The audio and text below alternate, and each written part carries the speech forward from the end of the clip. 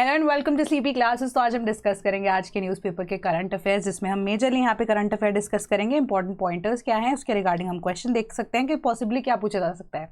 Answer discuss करेंगे जल्दी से, एंड अगर आपको डिटेल्ड आंसर चाहिए होगा तो आप लिंक को फॉलो कर यहाँ पर देख सकते हैं कि पूरा डिटेल में आंसर क्या है। तो पहले यहाँ पे देखते हैं कि इक्विटी म्यूचुअल फंड का जो इनफ्लो है वो डिप हो गया है 1 ईयर लो पे। सो इसके अंदर आपका इक्विटी म्यूचुअल फंड्स की बात हो रही है, म्यूचुअल फंड्स की बात हो रही है, मिड कैप जो हमारी इन्वेस्टमेंट होती है उसके रिगार्डिंग, एंड आपके systematic investment plan that is SIP जो आप लगाते हैं उसके अंदर बात हो रही है कि सभी के सभी में जो इन्वेस्टमेंट है वो कम हो गई है। बट बेसिक पॉइंट इस कि आपको म्यूचुअल फंड क्या है उसको पता होना चाहिए। तो म्यूचुअल फंड में आप एज्यूम कीजिए कि मैं एक बड़ा कोई बंदा हूँ जो इन्वेस्ट करता है अमाउंट, बट मेरे पास इतना पैसा है नहीं है। तो मैं क्या करूँगी कि आपको बोलूँगी कि आप मेरे को थोड़ा थोड़ा करके यहाँ पे पैसा दे दीजिए। जो कलेक्टिवली मेरे पास पैसा आएगा वो मैं किसी सिक्योरिटीज़ में लगा दूंगी, बॉन्ड्स में खरीदने में लगा दूंगी, जो कि लॉन्ग टर्म में मेरे को इन्वेस्टमेंट का रिटर्न देगा। तो इतना इतना परसेंट मैं बोल दूंगी कि आपको यहाँ पर मिल जाएगा, एंड उसके बाद अकॉर्डिंगली मिलता रहेगा पैसा मुझे भी, मैं भी प्रॉफिट में, आप भी प्रॉफिट में। लॉस भी होता है तो लॉस भी होता है। तो equity mutual fund is somewhat कि जो पैसा भी इकट्ठा हुआ है तो वो पैसा अब सारा का सारा स्टॉक्स के अंदर लगेगा। ठीक है, तो उसका भी अब आप देख रहे हैं कि इन्वेस्टमेंट लोगों की तरफ से कम हुई है। सिप्स के लिए भी लोग जो है अपफ्रंट होकर अब यहाँ पर पैसा नहीं लगा रहे हैं। क्यों? क्योंकि वॉलेटिलिटी है मार्केट के अंदर। वॉलेटिलिटी का रीज़न क्या है कि अब ऑलरेडी जैसे यूएस का चाइना के साथ यहाँ पर टैरिफ वॉर का इशू था। ठीक है, अब इंटरनेशनली वो भी तो इम्पैक्ट हो रही है ना, सप्लाई चेन डिस्टर्ब हो रही है। सेकंड रीज़न बीइंग कि पाकिस्तान और इंडिया जो ऑपरेशन सिंदूर हुआ उसके बाद वॉर के चांसेस जो दिख रहे थे उस टाइम पे, इस वजह से उसका इम्पैक्ट अब मार्केट के ऊपर देखने को मिल रहा है। सिंपल सा ये है। एंड इसके अलावा एक एसोसिएशन की बात यहाँ पे नाम मैं बता देती हूँ, association of mutual funds in India. थोड़ा सा आइडिया इसके बारे में ले लेना, एंड ले लेंगे हम क्योंकि सवाल उसी से रिलेटेड है कि with respect to association of mutual funds in India consider the following statements. First, it is a non profit industry body. Second, it manages all mutual funds in India that are registered with SEBI, securities exchange board of India. Third, कि mutual fund सही है campaign was initiated by AMFI। So कौन सी statement में से how many are correct, right? तो तीनों की तीनों स्टेटमेंट्स हमारे पास सही हैं। ठीक है, क्यों? क्योंकि फर्स्ट एंड सेकंड स्टेटमेंट, क्योंकि association of mutual funds in India अगर देखिए तो एक नॉन प्रॉफिट इंडस्ट्री है जो जिसका मेजर काम यही है कि वो चेक रखे या एसेट मैनेजमेंट करे कंपनीज की उन म्यूचुअल फंड्स को लेके जो कि अब सेबी के अंडर रजिस्टर्ड है या सेबी के साथ रजिस्टर्ड है, यानी कि लिस्टेड कंपनीज की जब हम बात करते हैं। थर्ड स्टेटमेंट भी हमारी करेक्ट है क्योंकि म्यूचुअल फंड सही है कैंपेन, एक तरह से लोगों को इनिशिएटिव लेने के लिए म्यूचुअल फंड्स की तरफ कैंपेन लॉन्च किया गया था 2017 के under the guidelines of SEBI only, right? ताकि लोग बढ़ चढ़ के यहाँ पर हिस्सा ले सके। पहला सवाल हो गया। सेकंड करंट अफेयर अगर हम देखते हैं यहाँ पर, तो वो अब हमारी ऑटोमन एम्पायर के से लेकर टर्की जो भी एग्जिस्टिंग है उसके बीच में क्या क्या फॉरेन पॉलिसीज रही हैं टर्की की, एंड क्या क्या चेंजेस आए हैं उसके ऊपर है। तो इतना डिटेल में यहाँ पे आपको विद नेम्स जानने की जरूरत नहीं है, मोटा मोटा आइडिया मैं आपको बता देती हूँ कि टर्की जिसको हम पहले ऑटोमन एम्पायर बोलते थे, अगर आप ऑटोमन एम्पायर का मैप देखेंगे तो बहुत बड़ा हुआ करता था। अभी के टाइम पे टर्की जो है उसको ऑलमोस्ट 1/3 रह गया है। ठीक है, सो अब पहले के टाइम पे उनका आइडिया क्या था, फॉरेन पॉलिसी ऑटोमन एम्पायर की यही थी कि वो प्रो मुस्लिम्स थे, या आप कह सकते हो प्रो इस्लामिक स्टेट थी। धीरे धीरे करके अब क्योंकि वेस्ट के साथ अलाइनमेंट जो है वो बढ़ गई थी, या वेस्ट के साथ दोस्ती जो बढ़ गई है, नेटो के साथ दोस्ती बढ़ गई है, क्यों? क्योंकि रशिया को वहाँ पे टैकल करना था, है ना? तो इसी वजह से अब धीरे धीरे करके वो जो आइडिया था वो प्रो इस्लामिक स्टेट होने का वो चेंज हो गया अपेरेंटली। सो अब वो क्या हो गया, डेमोक्रेसी की तरफ बढ़ गया। काफ़ी देर तक टर्की अंडर डेमोक्रेसी यहाँ पर रहा। बीच में प्रेसिडेंसीज की जब हम बात करते हैं, तख्ता पलट की बात करते हैं, तो रूलर्स भी यहाँ पर रहे, वो सारी चीज़ें यहाँ पर चलती रही। बट उसके बाद अब यही चीज़ देखने को आ रही है कि it is returning back to the original foreign policy it had. ठीक है, तो Islamic State, pro Islamic states, one of the reasons कि ऑपरेशन सिंदूर के टाइम पे टर्की ने अब इस्लामाबाद यानी कि पाकिस्तान को सपोर्ट किया था, वो इसी वजह से था। बट अभी के आउटलुक में यही डिफरेंस है कि नेटो के साथ इनकी क्लोज अलायंस या वेस्ट के साथ क्लोज अलायंस जो है उसको भी इनको यहाँ खराब नहीं करना है। सो आने वाले टाइम में क्या क्या चीज़ें चेंज होगी वो तो आपका जो है आइडिया न्यूज़ में मैं देती ही रहूँगी आपको। इन केस अगर आप पढ़ते भी हैं तो आपको आने वाले टाइम में पता लगेगा। इसके अलावा एक्स्ट्रा यहाँ पे न्यूज़ में कुछ भी आपको नहीं गिवन है। देन अब क्वेश्चन देख लेते हैं जो यूपीएससी पैटर्न के साथ अलाइन करता है, दैट इज कि which of the following seas does not border Turkey? Aegean sea, Mediterranean sea, Black sea and Caspian sea. Fairly simple सा सवाल है। मैप को अगर आप देखेंगे option number D Caspian sea आपका करेक्ट आंसर है। तो मैप हम देख लेते हैं। ब्लैक सी आप देखेंगे नॉर्थ ऑफ टर्की में है। देन एगन सी जो है ऑलमोस्ट आप लगा लीजिए वेस्टर्न साइड पे आ जाता है। देन साउथ वेस्टर्न साइड की बात करें तो मेडिटेरेनियन सी है। कैस्पियन सी तो आप देख लीजिए ईस्टर्न साइड पे, बट बीच में लैंड पैचेस और different countries Armenia, Georgia and Azerbaijan आते हैं, राइट?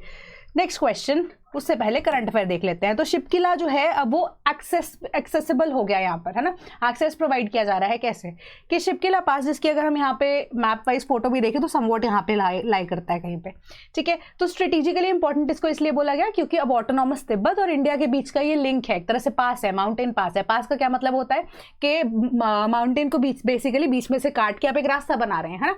सो अब वो एक्सेसिबल हो गया है, मोटरेबल हो गया है, लोग जा सकते हैं, एडवेंचरस रूट बन गया है एंड टूरिज्म यहाँ से आप कह सकते हो प्रभावित हो सकता है।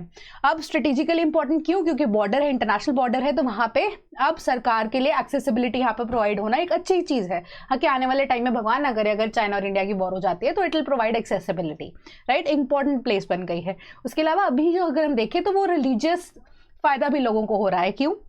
क्योंकि अभी के टाइम पे जो मानसरोवर की यात्रा होती थी जनरली वो नेपाल से होकर ही होती थी। हम नेपाल के साथ इंडिया के रिश्ते थोड़े से खट्टे होते हुए नजर आ रहे हैं, तो हमने क्या किया, शिपकिला पास जो इसको एक्सेसिबल बना दिया, राइट। तो मानसरोवर आप यहाँ देख रहे हैं, तो अभी का जो रूट है वो कितना लंबा था और यहाँ से अब हम डायरेक्टली जा सकते हैं, हमें किसी थर्ड कंट्री की यहाँ पर रिक्वायरमेंट ही नहीं है, राइट। तो इसी से रिलेटेड सवाल अब आपका क्या बन सकता है, पासेस को रिलेट करना है आपको कि कंट्री के कौन सी स्टेट के साथ बेसिकली इसको करेक्ट मैच किया गया है, नहीं किया गया है। डेप्सा पास असम, चंकन पास Himachal Pradesh, Mana pass Jammu and Kashmir. How many pairs are correctly matched?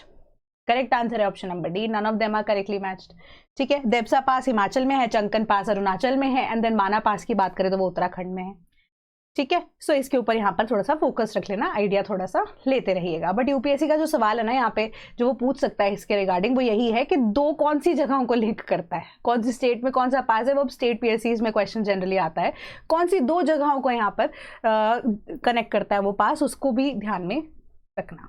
Then India's population hits 146.39 crore, ठीक है। यूनाइटेड नेशन एफपीए क्या है अब? Population fund, United Nation population fund, थोड़ी अटपटी सी एब्रीविएशन है but United Nation population fund है इसका पूरा सरनेम, और थोड़ा फुल यहाँ पे जो फुल फॉर्म हमें प्रोवाइड की गई है। तो बेसिक्स आइडियाज का यही है, इसमें बेसिक पॉइंट्स यही हैं कि जो 2.1 का हमारे पास रेशो है रिप्लेसमेंट लेवल का, वो कम होकर गिरकर 1.9 आ गया है इंडिया का। तो अभी क्या है ये चीज़, ठीक है। तो रिप्लेसमेंट लेवल इज बेसिकली हमारा डायरेक्टली अगर हम देखें प्रोपोर्शनल टू द हमारा total fertility rate. So total fertility rate क्या होता है कि एक लाइफ टाइम में अंडर द एज जहाँ पे रिप्रोड्यूस कर सकती है कोई भी औरत, दैट इज अराउंड 15 से 45 ईयर्स की एज के बीच में एक औरत on an average in a country like India कितने बच्चे पैदा कर रही है, ठीक है। एंड उसी के अकॉर्डिंगली इसको फर्टिलिटी रेट देखा जाता है, किस एज ग्रुप की पैदा कर रही है बच्चे एंड ऑल दैट। सो उस चीज़ के हिसाब से अगर हम देखें तो जो टोटल फर्टिलिटी रेट है वो ही डिक्लाइन हो रहा है, जिसकी वजह से जो हमारा रिप्लेनिशमेंट लेवल या रिप्लेसमेंट लेवल जिसको हम बोलते हैं वो डिक्लाइन हो गया है, 1.9 हो गया है। दैट मीन्स कि अगर एक जनरेशन है उसको अगर कंप्लीटली रिप्लेस करना है तो एटलीस्ट एक औरत को अपनी उस रिप्रोडक्टिव एज में 2.1 बच्चे, 2.1 तो अचीवेबल है नहीं, तो एटलीस्ट 2 बच्चे पैदा करने चाहिए, ठीक है।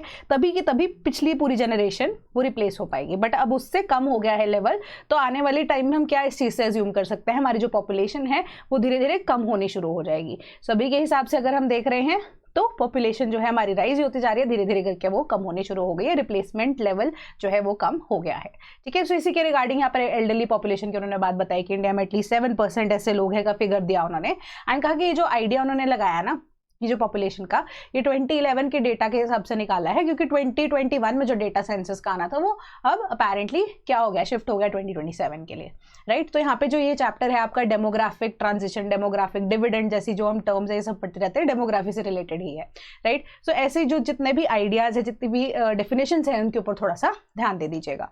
सवाल यही है कि total fertility rate refers to the number of live births per 1000 women in child bearing age group. Second, maternal mortality rate is the number of women who die in childbirth per 1 lakh live births. Third, high fertility rate means low births in a given area. So इसमें आपको incorrect statement ढूंढनी थी, तो इसका correct answer है option number A कि सिर्फ एक ही स्टेटमेंट यहाँ पे इनकरेक्ट है, क्योंकि टोटल फर्टिलिटी रेट की मैंने आपको बताई दी ना कि कितने नंबर ऑफ बर्थ्स पर 1000 जो हमारे विमेन हैं इन चाइल्ड बेयरिंग एज ग्रुप, उसके अंदर वो कितने बच्चे पैदा करती हैं, ठीक है। तो 1000 के बीच में कितने हो सकते हैं, ठीक है। सो फर्स्ट स्टेटमेंट करेक्ट है। सेकेंड, मैटरनल मोर्टालिटी रेट, अब कितनी विमेन ऐसी अपनी जान दे देती हैं ड्यूरिंग लाइव बर्थ, ठीक है, तो ये लाखों के बीच में से यहाँ पर कैप्चर किया जाता है डेटा। दैट इज बिकॉज कि जो number of maternal mortality rate है वो वेरी करता है, नंबर जो है बहुत ज़्यादा कम होता जाता है, and it is directly proportional to the idea कि कंट्री की इकोनॉमिक ग्रोथ कैसे हो रही है, राइट। तो डायरेक्टली प्रोपोर्शनल क्यों? क्योंकि अगर आपकी कंट्री जो है वो इकोनॉमिकली स्ट्रॉन्ग है, बहुत पुअर कंट्री है, तो उस टाइम पे आपके पास वहाँ पे हेल्थ फैसिलिटीज नहीं होंगी। ऑन दी अदर हैंड अगर ऑपोजिट सिचुएशन हो, अगर बेटर लाइफ कंडीशंस हैं यहाँ पे एंड धीरे धीरे करके एजुकेशन बढ़ रही है, एजुकेशन और इकोनॉमी बढ़ रही है, देन एजुकेशन बढ़ने के साथ साथ हमारा हेल्थ सेक्टर भी बढ़ेगा, हेल्थ सेक्टर बढ़ेगा, सो एज अ रिटर्न हमें क्या होगा, जो ये मोर्टालिटी रेट है या आप कह सकते हो overall not only maternal mortality rate, जो मोर्टालिटी रेट है, डेथ रेट है, वो कम होता जाता है। ठीक है, तो इसी वजह से लाखों में से कोई एक आधा कोई केस होता होगा, इसी वजह से ये लाख की फिगर है एंड ये थाउजेंड्स की फिगर है। सो इससे कंफ्यूज नहीं होना है। सेकंड स्टेटमेंट करेक्ट है। थर्ड स्टेटमेंट में है कि हाई फर्टिलिटी रेट मतलब लो बर्थ्स। हाई फर्टिलिटी में लो बर्थ कैसे होंगे?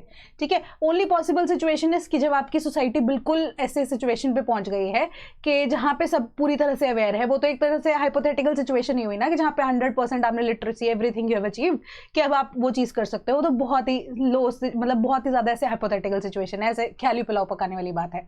हाई फर्टिलिटी रेट का मतलब यही है कि वो 2.5 वाला रेशियो तो मेंटेन हो रहा है, उससे ज़्यादा है। ठीक है, सो अगर वो ज़्यादा है तो वो लो बर्थ थोड़े ना होंगे, या तो कांस्टेंट बर्थ होंगे या तो इंक्रीजिंग पॉपुलेशन होगी। सो अब यहाँ पे लो बर्थ से लो पॉपुलेशन या नेगेटिव पॉपुलेशन का आइडिया ही बिल्कुल गलत है, सोचना ही बेकार है उस चीज़ पे। थर्ड स्टेटमेंट हमारी इनकरेक्ट हो जाती है। नेक्स्ट क्वेश्चन कि why Kerala wants wild life act to be amendment. Kerala basically मांग रही है परमिशन सरकार से कि जो हमारा वाइल्ड लाइफ प्रोटेक्शन एक्ट है 1972 का, उसको अमेंड किया जा सके। क्यों? क्योंकि अब सर्टन कुछ ऐसी सिचुएशन आ गई हैं कि human and wild life conflict जो है वो बढ़ते जा रहे हैं। स्पेसिफिकली अगर हम देखें, कुछ उन्होंने ऐसी स्पीशीज़ को बोला है कि मारने की परमिशन सरकार हमें दे दे, अमेंडमेंट लेके आया 1972 के इस एक्ट के अंदर। कौन सी स्पीशीज़ हैं ये? These are leopard, elephant, bison, wild boar, then हमारे बॉनेट मकैक जो कि एक तरह से मंकीज हैं, जिनकी फोटो भी आप यहाँ पे देख सकते हैं, एंड पी फाउल। उनकी वजह से प्रॉब्लम जो है बहुत ज़्यादा देखने को मिल रही है। तो इनमें से सरकार को उन्होंने बोला है कि हमें मारने की परमिशन दीजिए। कि अभी के हिसाब से अगर हम देखें तो हम तो वेट ही करते रह जाता है परमिशन के लिए कि चीफ वाइल्ड लाइफ वार्डन की परमिशन लगती है, वो भी तभी वो इस चीज़ की परमिशन देते हैं किसी एनिमल को मारने की, या तो वो बहुत ज़्यादा बीमार है या जो उसकी सिचुएशन ऐसी है कि वो इतना डेडली हो गया है कि बियॉन्ड यहाँ पर बियॉन्ड रिपेयर उसकी ऐसी सिचुएशन हो चुकी है। ठीक है, ना वो ट्रांसलोकेट किया जा सकता है, ना ही उसको ट्रैंक्विलाइज किया जा सकता है, एंड किसी भी तरीके से वो ठीक नहीं होगा तब जाके परमिशन मिलती है। तो ये तो बहुत लंबा प्रोसेस है, इतने में तो सारा का सारा कांड ही हो जाता है ना। तो अब इस चीज़ को हटाया जाए। बट सरकार on the other hand wants कि अगर ऐसी परमिशन ईजिली दे दी जाए तो पोचिंग के केसेस बहुत ज़्यादा बढ़ जाएंगे, कि हम ऐसी परमिशन नहीं दे सकते हैं आपको। कि जो सिचुएशन अराइज हो रही है दैट इज बिकॉज कि इंडस्ट्रियलाइजेशन बढ़ रही है, हमारी मॉडर्नाइजेशन, अर्बनाइजेशन बढ़ रही है, तो हम इन लोगों के जो घर हैं वही उजाड़ रहे हैं, तो अभी कहाँ जाएंगे, है ना। तो ह्यूमन्स के साथ इंटरेक्शन काफी ज्यादा बढ़ गई है इन एनिमल्स की। सो इसी की वजह से ये सारी की सारी चीजें हो रही हैं। सो अब उसके रिगार्डिंग हम सवाल बना लेते हैं कि wild life protection act provides for the constitution of national board for wild life. Second, hunting of wildlife under Schedule 1 is permitted under certain cases. तो which of the following statements is or are incorrect? तो incorrect statement इनमें से कोई भी नहीं है, तो option number D आपका करेक्ट आंसर बनता है कि section 5 of the wild life protection act ना प्रोवाइड करता है कि national board for wild life को बनाया जा सके, अब स्टेट लेवल पे भी और नेशनल लेवल पे भी जो डिसीजंस ले सके। देन स्टेटमेंट 2 करेक्ट क्यों है? क्योंकि section 11 of the wild life protection act बोलता है कि जो चीफ वाइल्ड लाइफ वार्डन है उसकी परमिशन लगेगी, and with the same specific जो प्रोसेस मैंने आपको बताया कि अगर उनको लगता है कि बियॉन्ड रिकवरी है या कैप्चर नहीं किया जा सकता, ट्रैंक्विलाइज या ट्रांसलोकेट नहीं किया जा सकता, तो ही मारने की परमिशन होगी, अदरवाइज नहीं मार सकते। बीट सेट शेड्यूल 1 का भी कोई एलिमेंट, एनिमल हो या स्पीशीज हो। How astronauts reach international space station. तो यहाँ पे बेसिक आइडिया यही है कि आपको फैल्कन 9 के बारे में पता होना चाहिए, ISS एक्चुअली में क्या है, एंड कौन कौन लोग यहाँ पर जा रहे हैं, एक्सियम 4 है इस मिशन का नाम, एंड जो ट्रेजेक्ट्री है वो किस तरह की फॉलो की जा रही है। इसके अलावा आपको रशिया का एक यहाँ पर स्पेस क्राफ्ट है जिसकी बात हो रही है, दैट इज सोयूज, उनके साथ यहाँ पे थोड़ा बहुत कंपैरिजन फैल्कन 9 का किया गया है। दैट्स इट, उसके अलावा आपको कुछ जानने की जरूरत नहीं है। ठीक है, सो मैं अब आपको बता देती हूँ कि सबसे पहले अब जो फैल्कन 9 है वो टेक ऑफ करेगा फ्लोरिडा से, एंड यहाँ पे टाइम भी डिसाइड नहीं किया गया है। क्यों? क्योंकि अब जो हमारा इंटरनेशनल स्पेस स्टेशन है या बहुत सारी बॉडीज जो है अर्थ से ऊपर जितने भी हमारे यूनिवर्स के अंदर घूम रही हैं, हमें क्लियर पाथ चाहिए होता है टेक ऑफ करने के लिए, तो कोई स्पेसिफिक टाइम नहीं होता। तो कैलकुलेशंस के तौर पे उसी हिसाब से अब टेक ऑफ करती है कोई ना कोई यहाँ पर रॉकेट, है ना, कोई भी अब ऐसा एक्सपेरिमेंट अगर किया जा रहा है तो। सो पहली चीज़ तो वो हो गई। दूसरी, जो ट्रेजेक्ट्री फॉलो करते हैं बिल्कुल वर्टिकल नहीं होती, वो सर्कुलर पाथ होता है। उसका रीज़न क्या होता है? रीजन यही है कि अगर आप सीधा जाएंगे तो आपको ग्रेविटी के अगेंस्ट काम करना पड़ेगा, ज़्यादा फ्यूल लगेगा and that is not possible. तो अब ऑलरेडी इतना ज़्यादा महंगा हो रहा है, सब कुछ महंगा ही रहता है कोई ना कोई मिशन, तो उसके अंदर और महंगा क्यों करना हमें चीज़ों को, है ना। सो अब वो सर्कुलर ट्रेजेक्टरी में with respect to using that gravity अब एक्ट करता है एंड एटमॉस्फेयर से धीरे धीरे करके जो है हमारा रॉकेट बाहर निकल जाता है, ठीक है। सो अब दूसरी चीज़ है मैंने आपको बता दी। तीसरी चीज़ है फाल्कन 9 के बारे में बात करते हैं। एलॉन मस्क की कंपनी है SpaceX, उन्होंने इसको डेवलप किया है एंड ये जो पूरा का पूरा पहुंचने वाला प्रोसेस रहेगा ये 28 घंटे का रहेगा विद रिस्पेक्ट टू फाल्कन के टाइमिंग्स, ठीक है। तो 28 घंटे के अंदर अंदर ये पहुंचेगा एंड डिफरेंट प्रोसेसेस रहते हैं। फाल्कन 9 के ऊपर देखते हैं, प्रोसेसेस के ऊपर इतना फॉलो करने की आपको यहाँ पर जरूरत नहीं है, पढ़ना होगा तो पढ़ लेना। तो फाल्कन 9 क्या है, अब 2 इंजन है इसके अंदर। फर्स्ट इंजन की जब हम बात करते हैं तो मर्लिन इंजन है वो भी, ठीक है। अब पहला इंजन जो है वो एल्यूमिनियम लिथियम अलॉय टैंक है इसके अंदर, जो कि अब क्या लेकर जा रहा है अपने साथ साथ लिक्विड ऑक्सीजन है इसके अंदर and rocket grade kerosene propellant है। सेकेंड जो इंजन है वो मर्लिन इंजन है, जिसके अंदर अगेन सिंगल ही एक तरह से जो फ्लूइड है या आप फ्यूल कह सकते हो वही यूज़ किया जा रहा है, दैट्स इट। बट इसके अलावा अगर हम अगर हम कंपैरिजन ड्रॉ करें विद रिस्पेक्ट टू रशिया के जो सोयूज है वो 28 नहीं सिर्फ 8 घंटे लेगा इस चीज़ को पूरे करने के लिए, ठीक है। क्योंकि अब अगर हम बात करें तो Elon Musk is new to this, Russians जो हैं बहुत पहले से ही खिलाड़ी रहे हैं, तो ये 8 घंटे में प्रोसेस पूरा कर देंगे, बस यही है इस न्यूज़ के अंदर, इसके अलावा और कुछ यहाँ पर गिवन नहीं है। तो अब हम क्वेश्चन देखते हैं। कंसिडर द फॉलोइंग स्टेटमेंट्स कि Falcon 9 is faster to reach the ISS than Russia Soyuz. Second है कि rockets fly in circular trajectory not in a straight और वर्टिकल ट्रैजेक्टरी। तो दोनों की बात मैं आपको बता चुकी हूँ, आपको करेक्ट स्टेटमेंट ढूंढनी थी। तो सेकंड स्टेटमेंट हमारी करेक्ट है, फर्स्ट इनकरेक्ट है क्योंकि उल्टा लिखा गया है, ठीक है। सोयूज तेज है फाल्कन 9 से। Then next, minister of India the process of ratifying high seas treaty. High seas treaty की जब हम बात कर रहे हैं वो यूरोपियन यूनियन के साथ यहाँ पर थोड़ी सी बात चल रही है, या इनफैक्ट इंटरनेशनल लेवल पे ओवरऑल ये बात चल रही है। तो 2023 में ये ट्रीटी जो है ओपन हुई थी फॉर साइनिंग एंड इसका बेसिक यही रीज़न था कि हमारा जो यूनाइटेड नेशंस लॉ है with respect to open seas, United Nations convention on law of seas, उसके बिहाफ पे इसको लॉन्च करने की बात की जा रही थी। तो ओपन टू रैटिफिकेशन है ये by the countries and by the time 60th entry आती है तो ये ऑटोमेटिकली बंद हो जाएगा। 2023 से लेकर 2025 सितंबर तक का रैटिफिकेशन का टाइम इसका ऑन है कि कोई भी कंट्री चाहती है इसको रैटिफाई करना तो कर सकते हैं, इंडिया इसको कंसिडर कर रही है। तो United Nation convention on law of seas के तहत अगर देखा जाए तो ये हाई सीज ट्रीटी है, तो अब ये बाइंडिंग नेचर की है, ठीक है। एंड इसमें बेसिक आइडिया यही है कि जो हमारा एक एक्सक्लूसिव इकोनॉमिक जोन होता है 200 नॉटिकल माइल्स, उसके अलावा उसके बाद जो एरिया आता है ओपन सी का, इसके अंदर हम डेवलपमेंट करें एंड हम ऐसा सस्टेनेबल इकोसिस्टम बना सके with respect to marine animals, या मरीन इकोसिस्टम हम बेटर बना सके एज पर प्रोमिसेस जो हमने सस्टेनेबल डेवलपमेंट गोल 14 के हिसाब से किए हैं, ठीक है। इंडिया इसको रैटिफाई करने के लिए भी सोच रहा है कि हम करेंगे, जो कि सितंबर 2025 का टाइम है, ठीक है। अब सवाल देखते हैं। High seas treaty was adopted in United Nations in 2023, बता सकते हैं आप, मैंने आपको ऑलरेडी बता दिया, करेक्ट स्टेटमेंट है ये। The treaty is legally binding on the nations, correct statement है, बता दिया मैंने आपको। The treaty derives its power from the United Nation convention on the law of seas, ये भी करेक्ट है। How many statements are correct, तीनों की तीनों यहाँ पर सही है, मैंने आपको बता दिया है। Then more storage projects for first stages says government. तो यहाँ पे मैंने ना आपको कल ही ये चीज़ बोली पिछले लेक्चर में कि जितने भी नए प्रोजेक्ट्स आते हैं, हाइड्रो इलेक्ट्रिक प्रोजेक्ट्स आ रहे हैं, उनकी अब लिस्ट यहाँ पे कंपाइल करना शुरू कर देना। तो अब विद रिस्पेक्ट टू JNK ये प्रोजेक्ट्स जो हैं आपको मेंशन ही कर दिए गए हैं, तो प्लीज़ इसका ना स्क्रीनशॉट लेके एक लिस्ट जो है अपने नोट्स के अंदर बनाते रहना कि क्या क्या चीज़ें हैं, कौन से प्रोजेक्ट्स हैं, कौन से सेक्टर में प्रोजेक्ट है, वो देखते रहना, है ना। तो कल हमने इसमें एक तरह का सवाल पढ़ा था, आज दूसरी तरह का सवाल देखते हैं, क्योंकि ये JNK से रिलेटेड है। हम इंडस रिवर सिस्टम की तरफ बढ़ेंगे, ड्रेनेज सिस्टम में इंडस की बात करेंगे। तो अब consider the following pairs, rivers and tributaries, Jhelum की लिदर, चेनाब की बुधिल, रावी की Kalnai. How many pairs are correctly matched. तो करेक्टली मैच्ड पेयर के हिसाब से ओनली वन, कि जेलम की लिदर जो है वो डायरेक्ट जो ट्रिब्यूटरी है वो करेक्टली मैच्ड है, उसके अलावा इनकी अदला बदली कर दी गई थी बस, ठीक है। उसके अलावा और कुछ नहीं है। आपको यहाँ पर नाम दिए गए हैं ट्रिब्यूटरीज के, क्योंकि जनरली हम गंगा और ब्रह्मपुत्र की बात करते हैं, तो इस टाइम पे इंडस वाटर ट्रीटी बहुत ज़्यादा न्यूज़ में है, तो कंटेम्प्रेरी इश्यूज़ के तौर पे नेक्स्ट ईयर आपसे सवाल पूछा जा सकता है UPSC के अंदर या स्टेट PSC के अंदर, बहुत ज़्यादा चांसेस के बढ़ जाते हैं।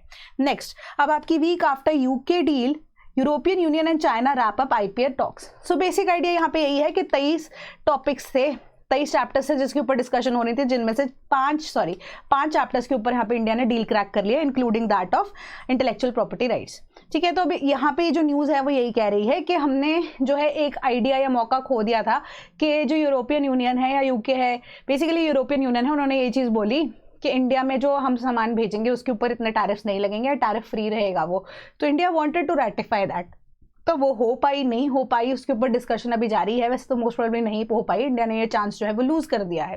तो अब कैसे इस चीज़ को ओवरकम करना है, आउटकम क्या रहेगा, इसके ऊपर यहाँ पे यही सवाल है, राइट। तो अब आपको यहाँ पे IPR के बारे में पता होना चाहिए, ट्रेड टैरिफ्स की बात पता होनी चाहिए, WTO क्या होता है, गैट क्या होता है, उसके रिगार्डिंग यहाँ पर आपसे सवाल थोड़े बहुत देखते हैं। Consider the following statements.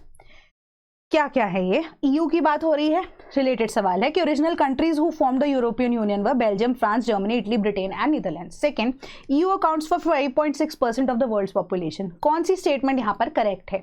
तो करेक्ट स्टेटमेंट की बात करें तो सेकंड स्टेटमेंट करेक्ट है। कैसे? कि जो ओरिजिनल मेंबर्स थे यूरोपियन यूनियन को 1951 में जिन्होंने फॉर्म किया था वो थे Belgium, France, Germany, Italy and Luxembourg and Netherlands. तो लग्जमबर्ग की जगह यहाँ पे ब्रिटेन लिखा गया था, राइट। तो करंटली यहाँ पे 27 कंट्रीज हैं एंड उसके अलावा पॉपुलेशन देखिए तो 448 मिलियन इनहैबिटेंट्स, जो कि 5.6% ऑफ द पॉपुलेशन कॉन्स्टिट्यूट करते हैं।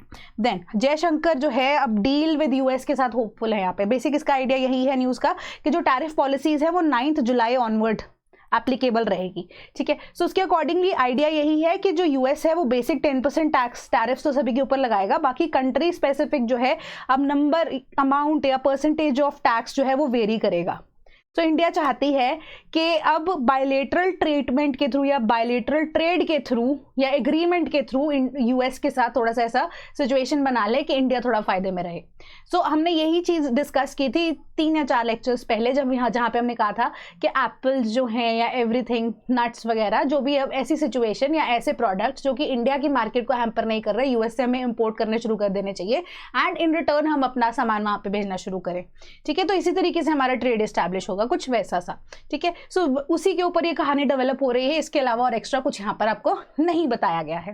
देन क्वेश्चन इज कि consider the following pairs, organisations and headquarters, World Trade Organisation New York, UNICEF Washington DC, World Bank Geneva. How many pairs are correctly matched? Correct answer is option number D, none of them are correctly matched, क्योंकि WTO का Geneva है, then UNICEF का New York है, World Bank का Washington DC है, ठीक है। सो अब इसके अलावा कुछ एक्स्ट्रा न्यूज़ देख लेते हैं, मैं आपको पॉइंटर्स बता दूंगी इसके अंदर कि क्या क्या है। देन GDP इंडिया की एस्टिमेट कर ली गई है वर्ल्ड बैंक के द्वारा 6.3, तो हम ऑब्वियसली इतने टाइम से यही बोल रहे हैं ना कि 6.8 से 6.4 6.3 के बीच में यहाँ पे वेरी करेगी। सो यही सारी बात यहाँ पर लिखी गई है कि वर्ल्ड बैंक ने वाइड रेंजिंग रिडक्शंस जो है वो फोरकास्ट की हैं कि ग्रोथ में आगे आने वाले टाइम में 70% तक रिडक्शंस देखने को मिल सकती है इन दी इकोनॉमीज, क्योंकि अब आपस में जो ट्रेड वॉर्स चल रही है, सैंक्शंस लगाने का प्रोसेस चल रहा है, उसकी वजह से ग्लोबल ग्रोथ के ऊपर असर देखने को यहाँ पर मिलेगा, राइट। सिंपल सी बात थी। Second, solar energy boom India की वो क्यों हो रही है? एक बेसिक आइडिया हमें भी पता है कि अब हम कोल के ऊपर डिपेंडेंट नहीं होना चाहते, EVs बना रहे हैं ना अगर हम, तो हम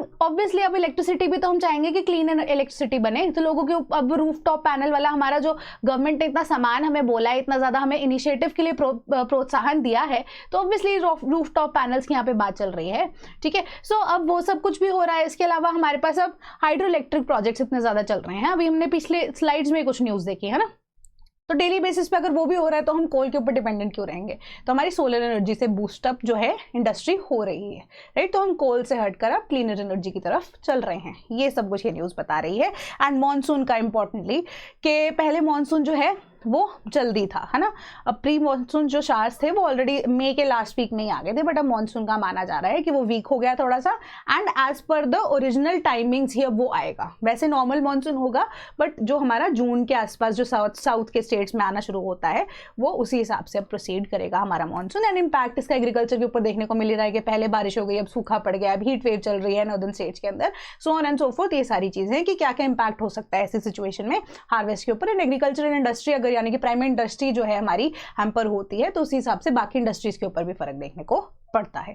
that is it what this news is stating. So इसके अलावा if you are preparing for UPSC and 2026 का आप एस्पिरेंट हो, फर्स्ट अटेम्प्ट है या जैसे भी लास्ट अटेम्प्ट भी हो या कोई भी अटेम्प्ट है, so we have an ongoing course, you can check it out and on the website. आपको लिंक यहाँ पर डिस्क्रिप्शन बॉक्स में मिल जाएगा।